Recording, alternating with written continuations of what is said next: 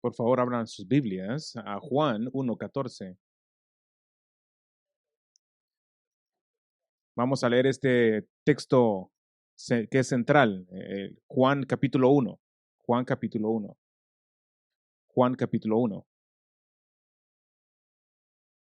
Vamos a leer los primeros 18 versículos. Juan 1. Estoy leyendo, en el principio existía el verbo y el verbo estaba con Dios y el verbo era Dios. Él estaba en el principio con Dios. Todas las cosas fueron hechas por medio de Él y sin Él nada de lo que ha sido hecho fue hecho. En Él estaba la vida y la vida era la luz de los hombres. Y la luz brilla en las tinieblas y las tinieblas no la comprendieron. Vino al mundo un hombre enviado por Dios, cuyo nombre era Juan.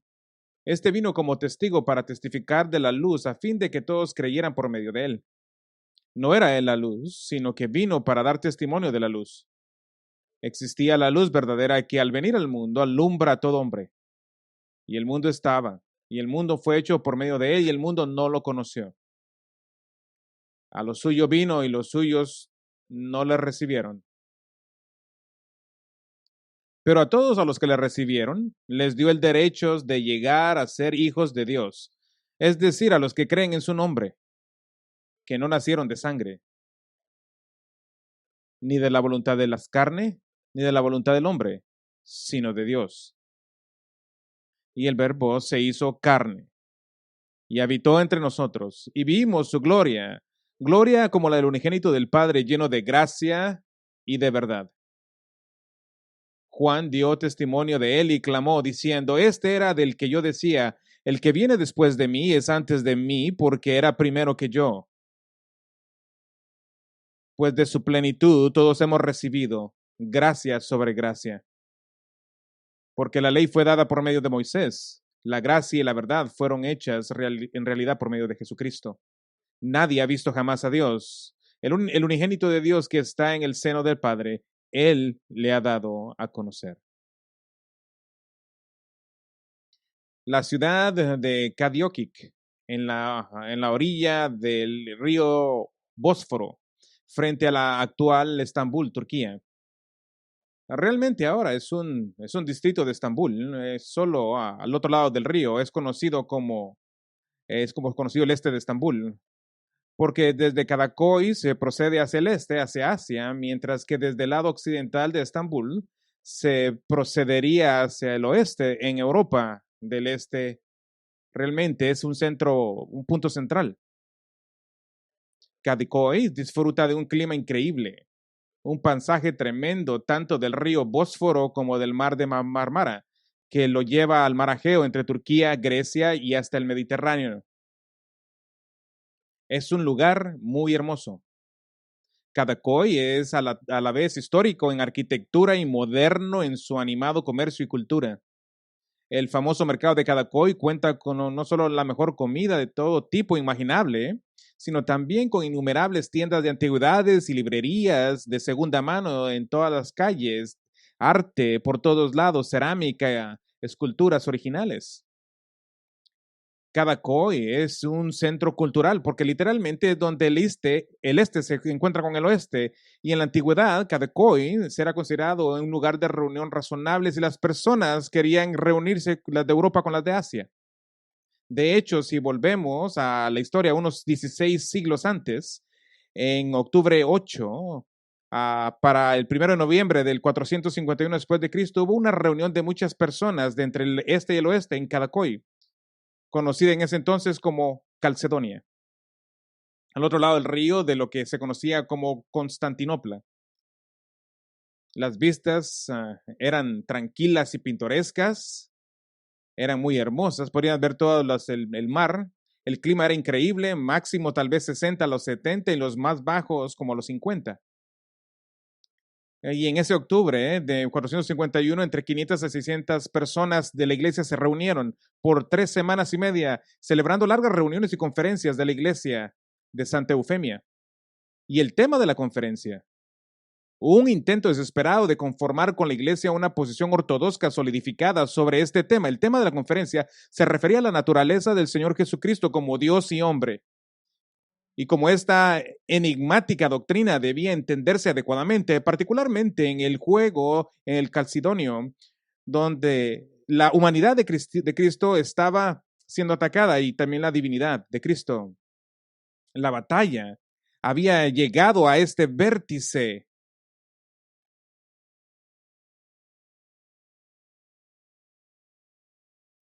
Y esta noche tengo la tarea de abrir nuestra conferencia bíblica preparando el escenario para nuestro tiempo por estos días, para cerrar el domingo por la mañana. El título de mi mensaje es El Verbo hecho carne, entendiendo la humanidad de Cristo. Y lo que quiero hacer esta noche, simplemente me gustaría colocar la piedra angular de la estructura de la humanidad de Cristo sobre la cual construiremos el resto de nuestra semana. Desde la antigüedad, la piedra angular fue la primera piedra colocada para una estructura y todas las otras demás piedras usaron la piedra angular como referencia, marco la ubicación exacta y la orientación de la estructura como un templo o un edificio. El establecimiento de la piedra angular fue como una ceremonia de dedicación, era algo muy importante que marca el principio de la construcción de algo hermoso que se prepara para un edificio. Esta noche vamos a colocar esta piedra angular de la estructura de la humanidad de Cristo. Una piedra angular tiene 6 lados y así organizaremos nuestros pensamientos. Los 6 lados de la piedra angular de la humanidad de Cristo y que se los voy a dar ahorita. Pueden anotarlos. Vamos a ver el lado de la historia, el lado de la sustancia, y luego lo repetiré, el lado bíblico, el lado sin pecado, el lado de la salvación, y finalizaremos con el lado sobrenatural. El lado de la historia, el lado de la sustancia, el lado bíblico, el lado sin pecado, el lado de la salvación y el lado sobrenatural. Voy a hacer referencia a muchas escrituras diferentes a medida que estamos haciendo una visión amplia y a lo mejor solo toma las notas, pero el primero es el lado de la honestidad. Vamos a quedarnos aquí en estos por un buen tiempo y vamos a acampar aquí. A partir del siglo XIX, las piedras angulares a menudo se vaciaban para convertirse en cápsulas de tiempo de una especie que se llenaban de elementos relacionados con la estructura de los tiempos para contar la historia de la estructura. Y eso es lo que vamos a hacer esta mañana. Vamos a comenzar con una historia de la doctrina de la humanidad de Cristo. ¿Qué llevó a los líderes de la iglesia cristiana al concilio de Calcedonia?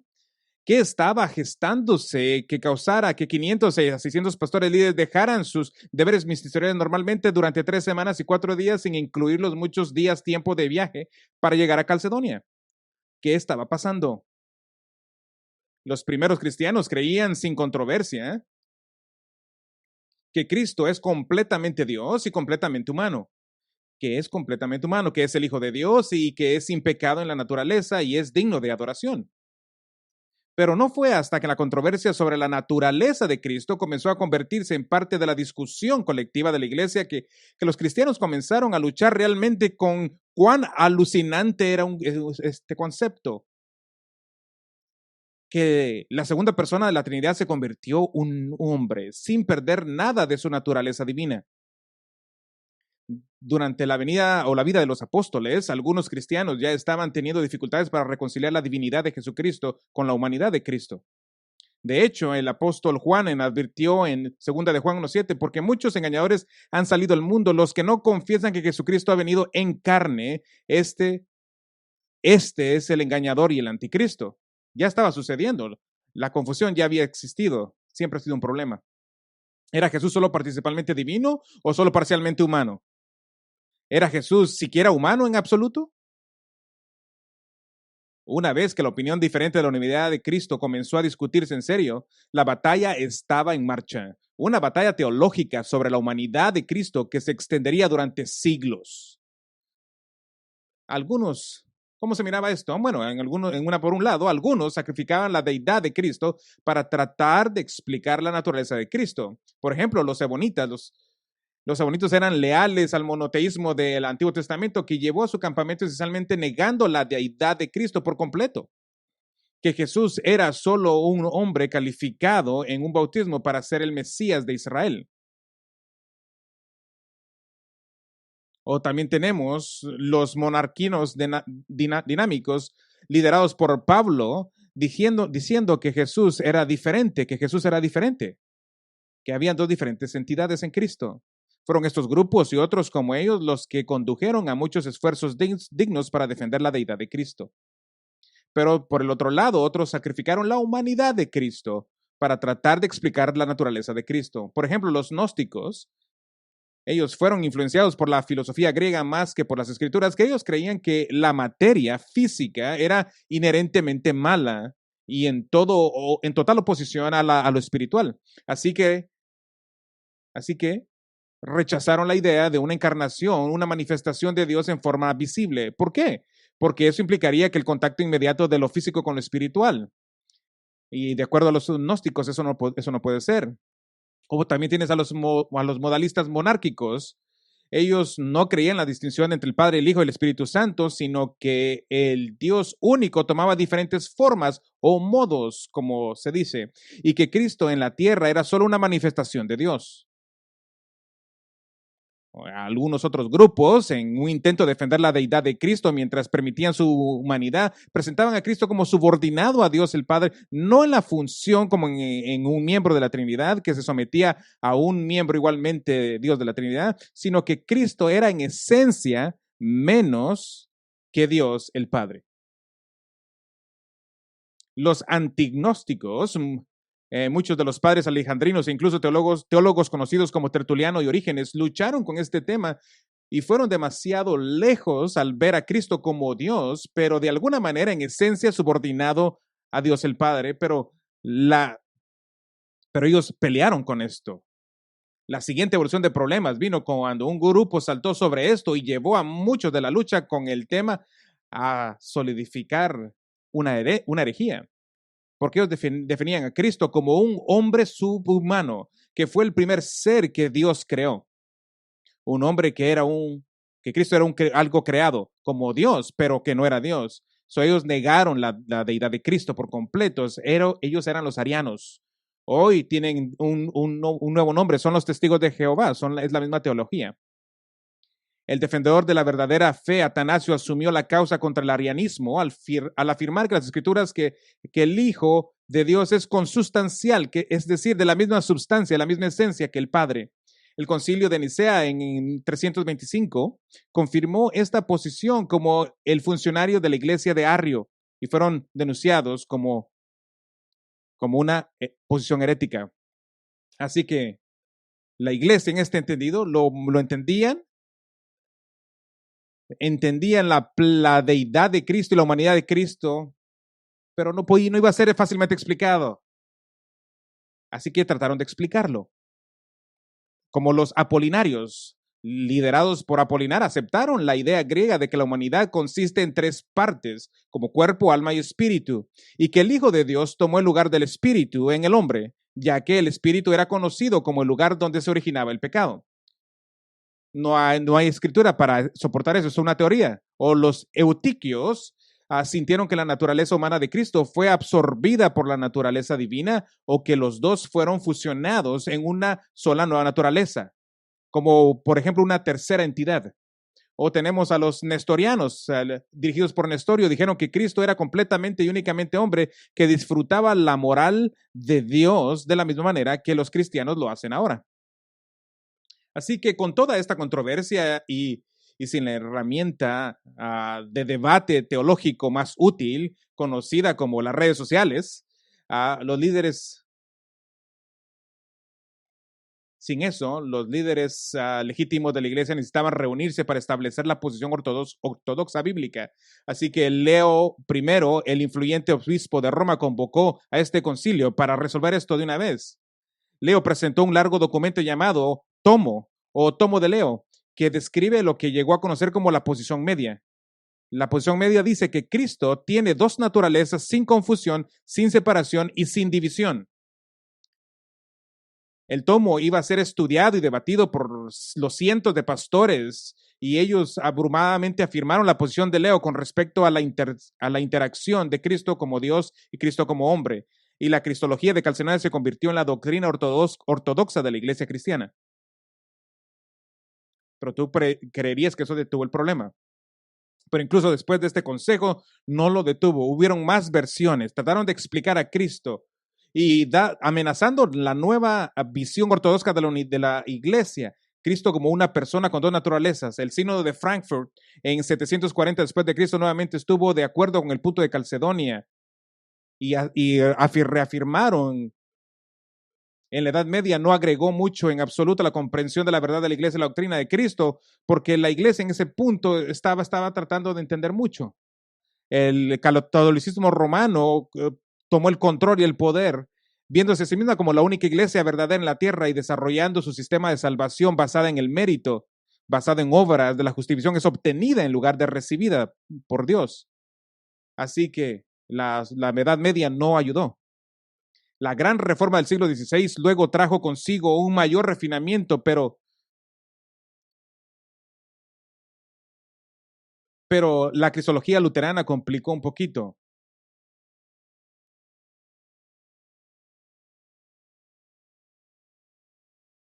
¿Qué dice?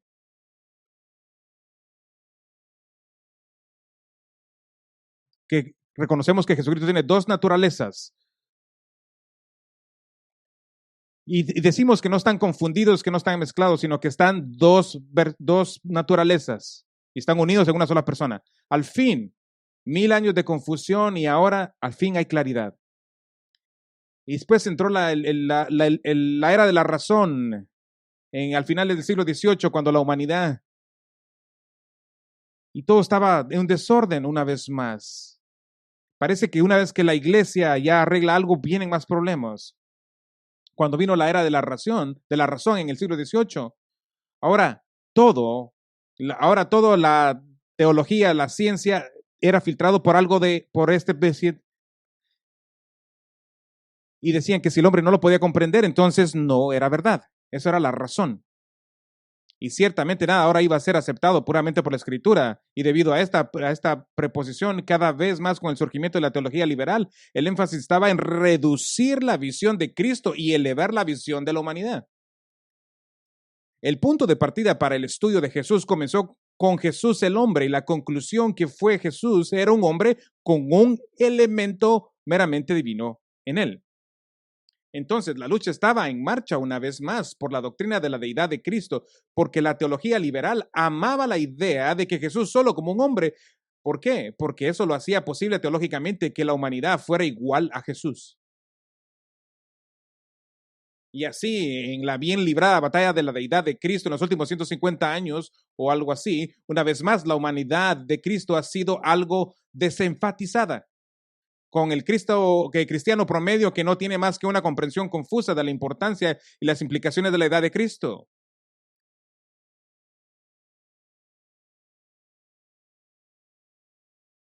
Oh, hay algo más. Tenemos entonces después el advenimiento del buscador sensible que comenzó en el año 1970. Ahora Jesús, el hombre, fue y sigue siendo enamoradamente enfatizado, pero no en el sentido de una sólida teología sistemática y bíblica de la humanidad de Cristo, sino en el sentido de predicar un mensaje sobre Jesús que, hey, Jesús es un hombre tal y como tú y como yo, y quiere venir contigo, y quiere ser tu amigo, y quiere poner tu brazo alrededor tuyo, y existe para hacer tu vida mejor y para que seas feliz, para arreglar tu matrimonio. Él es tu amigo, Él es tu copilot. ¿Has escuchado todas estas metáforas horribles? Entonces, al enfatizar la humanidad de Cristo, pero Él también es Dios, y también es digno de recibir la adoración. Así que, ¿qué hacemos con todo esto? Esta es la historia de la lucha por la doctrina de la humanidad de Cristo. Nuestro deber es elevar no lo que queremos que sea Jesús o algún énfasis particular acerca de Cristo, sino simplemente elevar la verdad de lo que dice la Escritura sobre el Salvador, Dios, que es su nombre. Ya he aludido a algunas de esas verdades, pero trataremos de evaluar nuestros brazos alrededor de la comprensión básica de la humanidad de Cristo. El segundo lado de la piedra angular de Cristo la llamaremos el lado de la substancia, el lado de la substancia. Eso nos lleva a la más fundamental de las doctrinas en torno a la humanidad de Cristo, lo que los teólogos han denominado la unión hipostática. La unión hipostática de Cristo. Hipostático se basa en la palabra griega que habla de la naturaleza, su esencia, el fundamento, la sustancia. ¿Cuál es la sustancia o esencia de Cristo como Dios y hombre? Si tuviéramos, y si fuéramos una vez a Calcedonia, al concilio, a esas reuniones que vieron ahí en las vistas de Mamara, en el 451, donde 600 líderes de la iglesia se reunieron y ellos salieron con una declaración, salieron con la declaración de Calcedonia. Nosotros entonces seguimos los santos padres. Todos con un solo consentimiento enseñamos a los hombres a confesar un mismo Hijo, nuestro Señor Jesucristo, el mismo perfecto en Dios y también perfecto en la hombría, verdaderamente Dios y verdaderamente hombre, de alma y cuerpo razonables, consustancial con nosotros según la hombría, en todas las cosas como nosotros, sin pecado, engendrado antes de todas las edades del Padre según la deidad, y en estos últimos días por nosotros y para nuestra salvación, nacido de la Virgen María, la Madre de Dios, según la humanidad, un mismo Cristo, Hijo, Señor, unigénito para ser reconocido en dos naturalezas, inconfundiblemente, inmutablemente, indivisiblemente, inseparablemente. La distinción de las naturalezas no es un digma para que quitada por la unión, sino más bien por la propiedad de cada naturaleza que se preserva y que concurre en una sola persona y una substancia, no separados o divididas en dos personas, sino un mismo Hijo y unigénico, ¿no? Dios, la palabra, el Señor Jesucristo, con las profetas desde el principio que han declarado acerca de Él, y el Señor Jesucristo mismo nos enseñó en el credo de los santos padres, nos han transmitido. Qué gloriosa declaración. Y eso ha sido la base para ese es el estándar. Solo para hacer un resumen.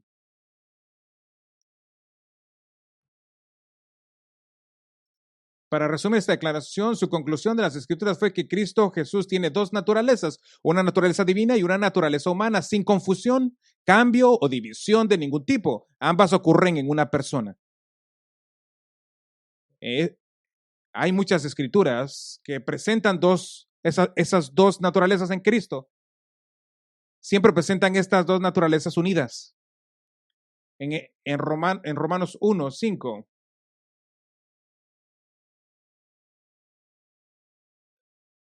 En Gálatas 1:4.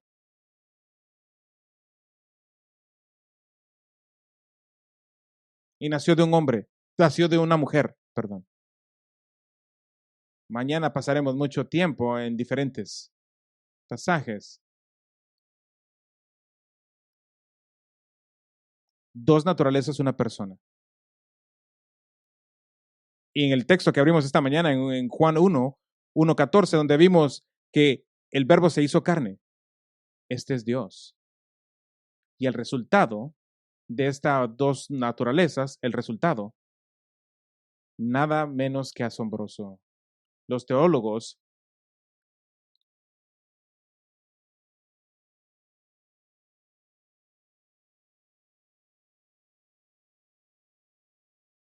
la primera es la comunicación de propiedades. Que dice que la única persona puede ser descrita como todopoderoso y omnisciente y todopoderoso, y así como el hombre de dolores, y el único sujeto al dolor humano e incluso al conocimiento limitado. Y luego está la comunicación de operación. La comunicación de operación dice que la obra redentora de Cristo requirió tanto lo divino como lo humano, pero todo se llevó a cabo en una sola persona. Y luego está la comunicación de gloria. La comunicación de gloria dice que la naturaleza humana de Cristo fue adornada con muchos y varios dones de gloria y gracia. Su naturaleza humana fue elevada por encima de todas las demás. Poseía todos los dones del Espíritu Santo y los usaba perfectamente en su intelecto, en su voluntad y su poder. Era impecable. Esa no era corrompido, era completamente impecable. Así que vamos a resumir las posiciones ortodoxas con respecto a la naturaleza humana. Jesús es una persona con dos naturalezas, divina y humana. La segunda persona de la Trinidad no se limitó a adoptar a una persona humana, sino que tomó sobre sí una naturaleza humana. Su naturaleza humana es personal y real, aunque nunca independiente de su deidad. Su naturaleza humana tiene todo lo que hace humano a un humano sin incompletud o imperfección. La segunda persona de la Trinidad tuvo una naturaleza divina desde la eternidad pasada y asumió una naturaleza humana y ahora posee ambas y siempre poseerá ambas. En otras palabras, por siempre y para siempre Jesús será a la vez completamente Dios y completamente hombre. Pero ¿cómo llegaron los de Calcedonia a esta conclusión? ¿Ellos pelearon mucho? No. Ellos tenían un lado bíblico. Y les tomó 3 semanas y 4 días de estudiando y de celebración. Así que nuestro tercer lado de la peor humanidad de Cristo es el lado bíblico, que nos dice, esto nos dice la evidencia presentada por León I en Roma y que fue analizada y examinada por el concilio. En muchos círculos evangélicos, probablemente incluyendo aquellos con los que estamos más familiarizados, en nuestros esfuerzos por exaltar y adorar adecuadamente a Cristo como nuestro Dios y Salvador, puede ser posible restar importancia a la humanidad de Cristo. Así que recordamos cada domingo la humanidad de Cristo. El prolífico teólogo Louis Berkhoff escribió que el esplendor de su deidad no debe enfatizarse hasta el punto de obscurecer su verdadera humanidad. Entonces, ¿qué es lo que dice la Escritura? ¿Cuál es la evidencia ante el concilio de Calcedonia en 451 durante esos hermosos días de otoño en los que abrieron la palabra de Dios? Podríamos resumirlo en 5 líneas de evidencia. Hay muchas, pero vamos a verlas. Vamos a ver 5. Esto nos va a ayudar mucho. La primera de evidencia. Jesús mismo y otros lo llamaron hombre. Eso es muy fácil. Jesús mismo y otros lo llamaron hombre. Juan 8:40 dice, Jesús se llamó a sí mismo un hombre que te ha dicho la verdad. Hechos 2:22, Pedro lo llamó Jesús el Nazareno, un hombre atestiguado por Dios. Romanos 5:15 dice que la persona redimida ha recibido la gracia del único hombre, Jesucristo. 1 Corintios 15:21, porque por un hombre vino la muerte y por un hombre también vino la resurrección de los hombres. La segunda evidencia, Jesús enfatiza claramente su humanidad. Jesús enfatiza claramente su humanidad más de 80 veces en los evangelios. Jesús se refiere así a él mismo como el Hijo del Hombre. Esa es una referencia a que él mismo es el que se presenta ante Dios, el Padre Celestial, en Daniel 7:13. Dice, sigue mirando las visiones nocturnas. Y aquí, el del cielo vi al hombre, al Hijo del Hombre. Jesús nunca usa otro término para sí mismo más que el Hijo del Hombre. Hay una tercera evidencia. Él es el Dios manifestado en carne. Él es el Dios manifestado en carne. Juan 1:14, el verbo hecho carne. La gran confesión cristológica de 1 Timoteo 3:16, el punto culminante teológico de todo Timoteo, comienza llamando a Cristo el que se manifestó en la carne. El apóstol Juan declaró que la creencia en la humanidad de Cristo era un texto de genuina ortodoxia. Escribió en 1 de Juan 4:2, por tanto, esto conoces el Espíritu de Dios. Todo espíritu que confiesa que Jesucristo ha venido en carne es de Dios. En todos estos casos, la idea de la carne habla de la totalidad de poseer una naturaleza humana, no simplemente que Jesús se apareció como si fuera humano, sino que realmente es humano como tú y como yo. La cuarta evidencia, Jesús posee los elementos básicos de la naturaleza humana. Él posee los elementos básicos de la naturaleza humana. En otras palabras, él tiene un cuerpo material y un alma racional. Cuerpo y alma. Mateo 26:26, Jesús come comida y luego predice que su sangre física será derramada por el perdón de pecados. En Lucas 23:46, Jesús clamó a alta voz y dijo: Padre, en tus manos encomiendo mi espíritu. El alma humana de Cristo confiaba a su Padre cuando su cuerpo físico murió.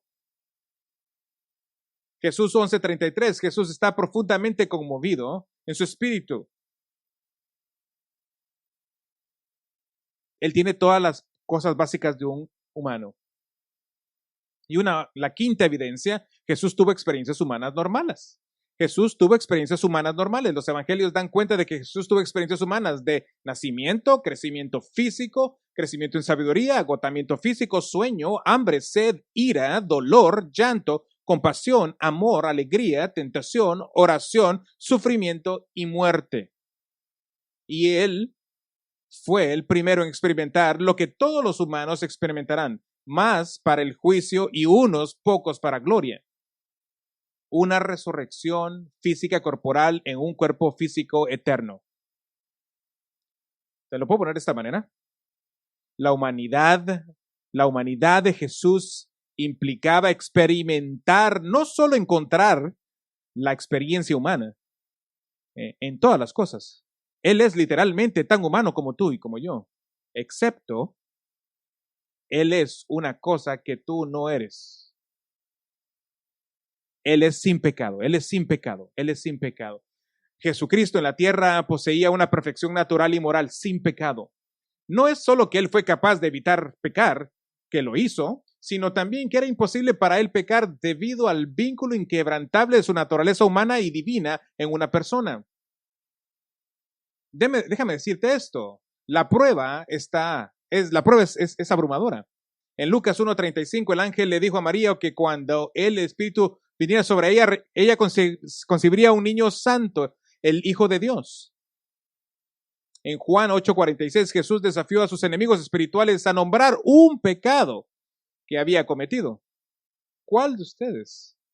¿Cuál de ustedes me condena de pecado? Ninguno podría hacer eso. Si yo te invito a que apuntaras a alguno de los pecados, estaríamos pasando el micrófono. Todos hemos pecado, pero no Jesús.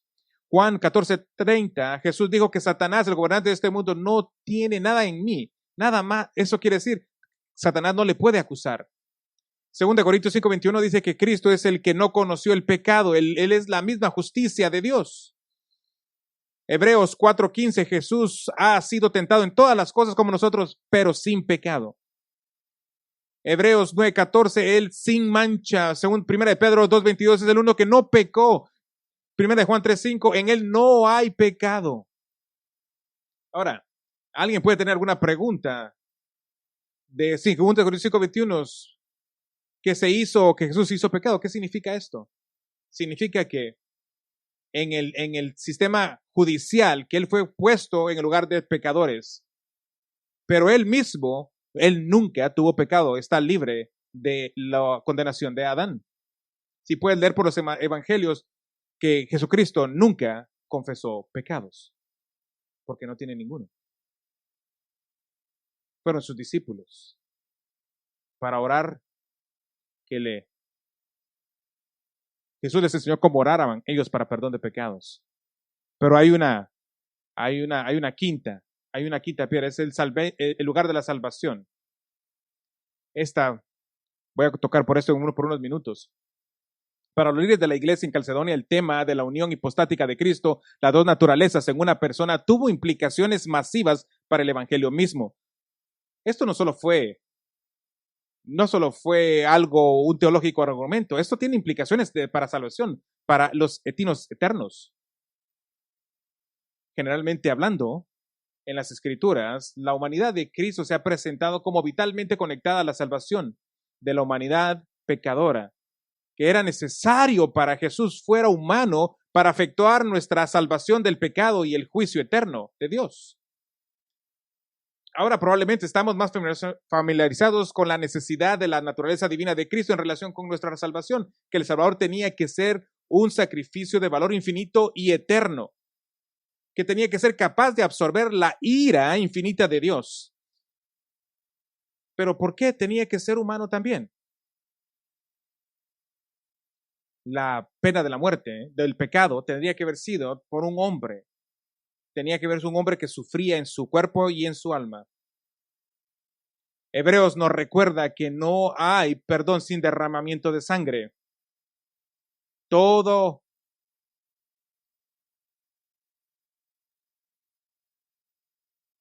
y él mismo no pecó.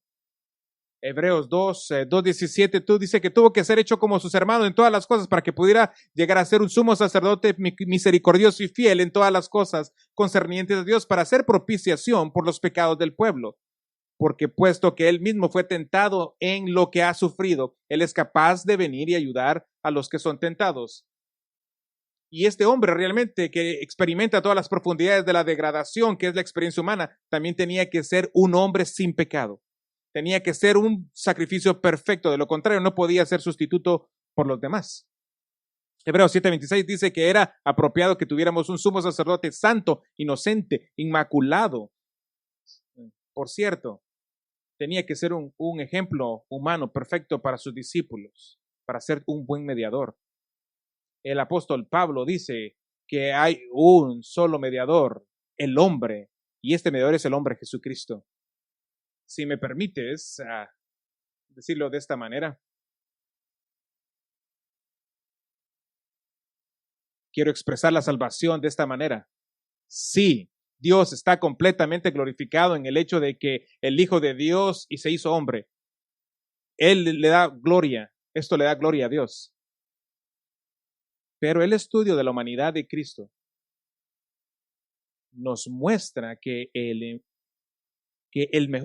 énfasis es el principal, es la humanidad de Cristo, en que la segunda persona de la Trinidad tomó carne humana literalmente, lo hizo para ti y lo hizo por ti y para mí, que casi cada vez que nos encontramos con la humanidad de Cristo está el concepto de proveer la salvación.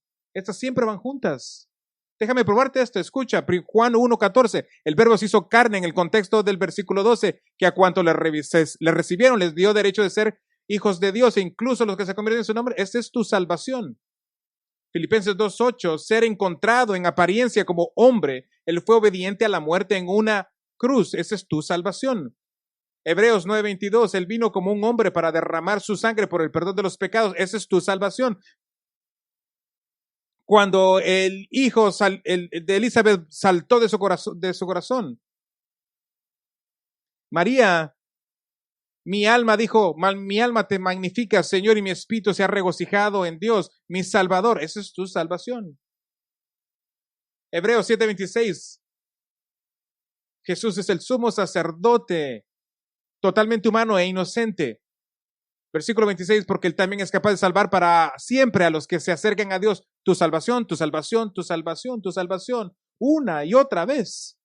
Donde quiera que te das vuelta, te das cuenta que la humanidad de Cristo, su encarnación y su manifestación es una indicación de tu salvación. Fue por ti. Hoy, en este momento, no sé qué tan alto es el hombre Jesús. ¿Cinco pies? A lo mejor 5 pies 10 pulgadas.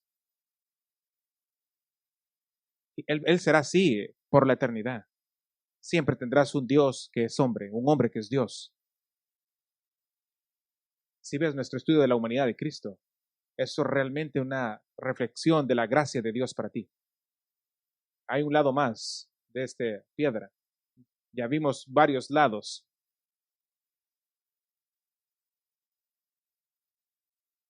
Siempre me gusta guardar lo mejor para último. Este se llama el lado sobrenatural. El lado sobrenatural. Para el lado sobrenatural hacemos un último viaje de regreso a Calcedonia hasta el 1 de noviembre de 451. El último día de la conferencia, cuando el concilio ratificó su declaración detallada basada en un estudio exhaustivo de las Escrituras. Voy a leerles esta declaración fundacional nuevamente, pero esta vez con un propósito más específico. Ya lo escuchaste una vez. Quiero que escuchen. Escucha muy con cuidado de la explicación cómo una persona con dos naturalezas, la naturaleza divina puede suceder. ¿Cómo es que la naturaleza divina y humana pueden puestas juntos en la persona de Cristo? Se escuche como el cómo, por el mecanismo, por los medios que Dios ha hecho esto.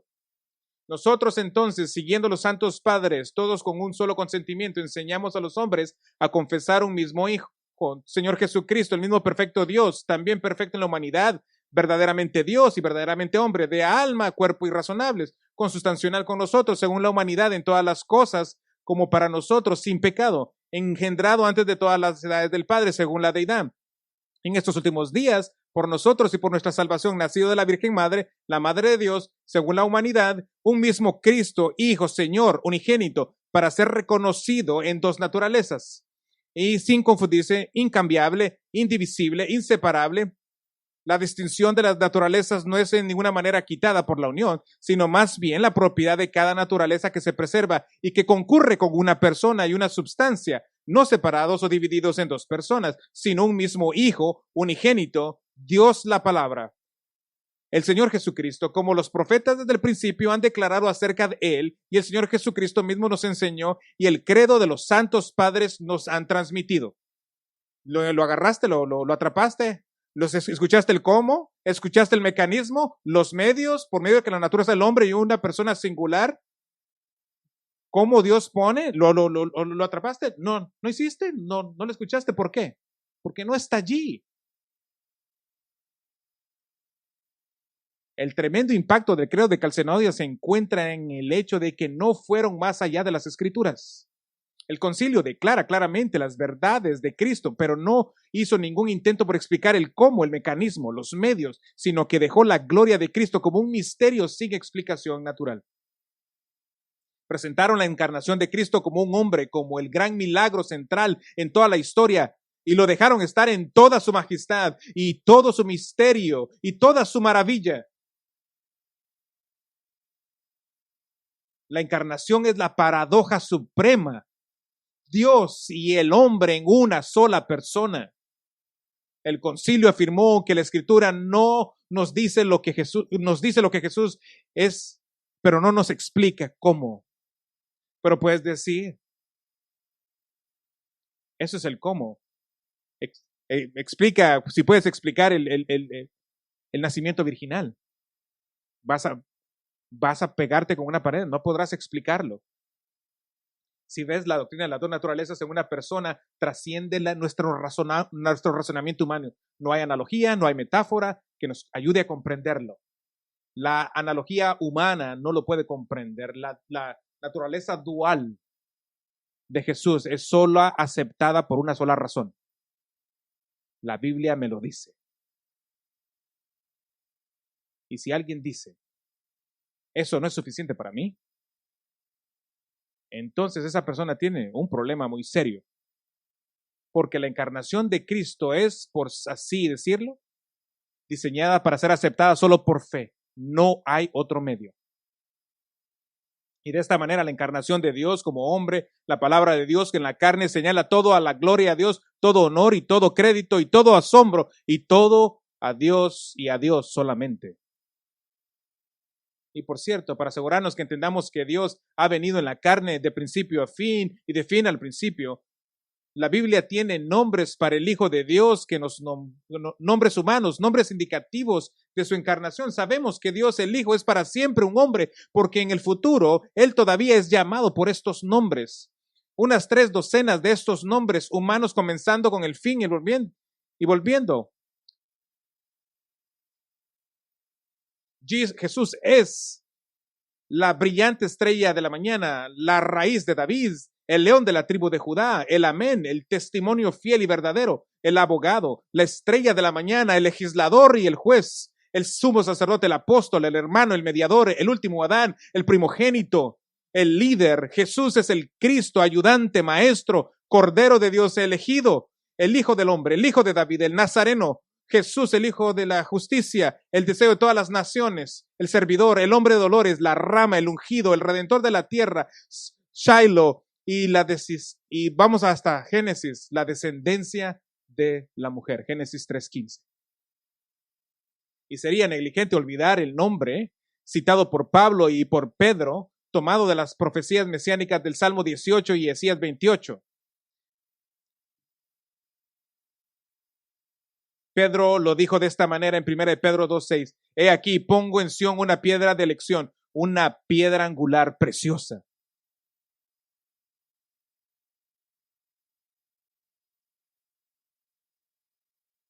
El oficial no tenía manera de decirlo. No hubiera sido bueno para él que lo supiera. Él fue usado por Dios a pesar de su pecaminosidad.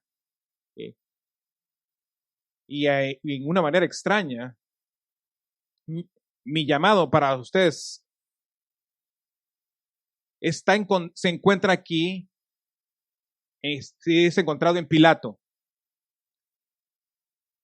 Jesús fue traído para Pilato y fue él humillado para que Jesús estaba a solo minutos de ser clavado en la cruz para la salvación de todos los que creen en él. Y Poncio Pilato proclamó las palabras que yo llamaría para tú que obedecieras hoy. Él dijo, he aquí el hombre. Oremos.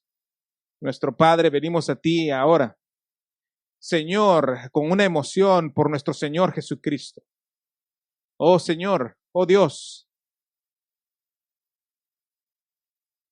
que tú enviaste a tu Hijo a ser como nosotros. Es un pensamiento que no podemos comenzar a entender. Pero porque tú nos dijiste que es verdad, nosotros lo creemos. Te agradezco, Señor, por la verdad de la Escritura, cómo de manera abrumadora apunta hacia y explica la humanidad de Cristo. Tuvo que ser un hombre para representarnos ante ti. Es un pensamiento abrumador que conoceremos a Jesús, que tiene una cara, un rostro, que tiene una voz, que tiene manos, que tiene las marcas en sus manos. Y que cuando estaremos ahí con Él por más de miles de años y le cantaremos a nuestro Salvador. Oramos, Señor, que tú estés complacido en este día, Señor, con lo que hemos dicho acerca de tu Hijo. Y oramos para que nuestro Señor Jesucristo, que tú seas exaltado en nuestros corazones. Y oramos, Espíritu Santo, que tú nos muevas a creer la palabra de Dios y a confiar en las verdades que hemos escuchado y a exaltar a nuestro triuno Dios. Todo por la gloria de nuestro Señor Jesucristo, quien es en el quien oramos. Amén.